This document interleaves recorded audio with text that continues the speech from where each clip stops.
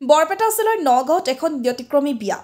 নগাঁৱৰ মহিদত্ত বায়নৰ ঘৰত এডাল বটগছ আৰু এডাল আহত গছৰ বিবাহ সম্পন্ন হয়। সম্পূৰ্ণ হিন্দু ধৰ্মৰ নীতি নিয়মেৰে সম্পন্ন হয় বিবাহখন। অঞ্চলটোৰ বিভিন্ন ঠাইৰ পৰা লোক আহি ভিৰ কৰে বিবাহস্থলীত। ৰাতিপুৱাৰ ভাগত মহিলাসকলে উলহ মালহেৰে পানী তুলিব যায়। বিবাহত 3জনকৈ পুৰোহিত উপস্থিত থাকি বিবাহ কাৰ্য সম্পন্ন কৰে। বৰপেটা চেঙাৰ পৰা লাচিত বায়নৰ report, north east frontier news.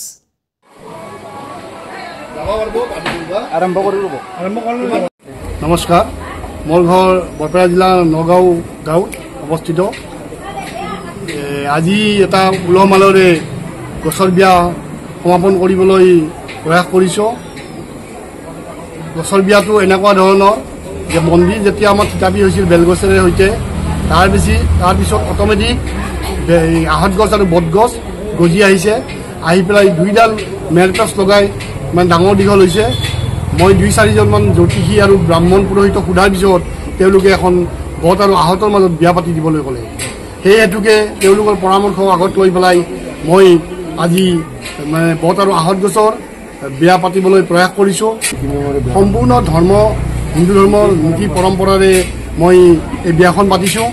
মোৰ 3গৰাকী পুৰোহিত আছে। মানে হিন্দু বিয়াৰ মানে ৰীতি নীতিৰে পানী তোলা হৈছে আৰু গোটেইখিনি হৈছে ৰাতি হোমযজ্ঞ হ'ব। ৰাতি 6:30-7টা বজাত হোমযজ্ঞ কৰা হ'ব আৰু গোটেইখিনি মই হিন্দু নীতি নিয়মেৰে গোটেই গাঁৱৰ মানুহখিনি উপস্থিত আছে। গোটেই মানুহখিনিয়ে মোক সহযোগ কৰিছে আৰু তেওঁলোকক ধন্যবাদ জনাইছোঁ। মতা নমতা কথা নাই, গোটেই মানে আগবাঢ়ি আহিছে মানুহখিনিয়ে। এনেকুৱা এটা অলৌকিক ঘটনা চাবলৈ গাঁৱৰ মানুহ হেতা ওপৰত লাগিছে। আপুনি কি বাৰ্তা দিব বিচাৰিছে এইটোৰ জৰিয়তে?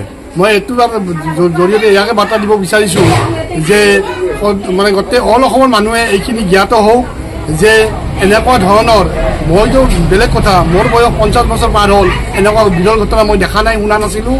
আৰু মোক যিহেতুকে জ্যোতিষী আৰু মানে পুৰোহিতবিলাকে, জ্ঞানী পুৰোহিতবিলাকে যেতিয়া মোক মানে তেওঁলোকে মানে ক'লে যে বিয়াখন পাতি দিব লাগে বট আৰু আহতৰ, গতিকে মই বিয়াখন পাতি দিলোঁ। আৰু এইটোৰ মাজেৰে মই গোটেই অসমৰ জনসাধাৰণক জনাব বিচাৰিছোঁ যে তেওঁলোকেও এনেকুৱা ধৰণৰ যদি বিৰল কৃতিত্ব কাৰোবাৰ ঘৰত বা সমূহীয়া ৰাইজৰ মানে মন্দিৰত বা এনেকুৱা ধৰণৰ ধৰ্মানুষ্ঠানত যদি হয়, তেওঁলোকে এনেকুৱা কাম মানে কৰক। আৰু গছ থাকিলে পৃথিৱী জীয়াই থাকিব, গতিকে গছ মহান।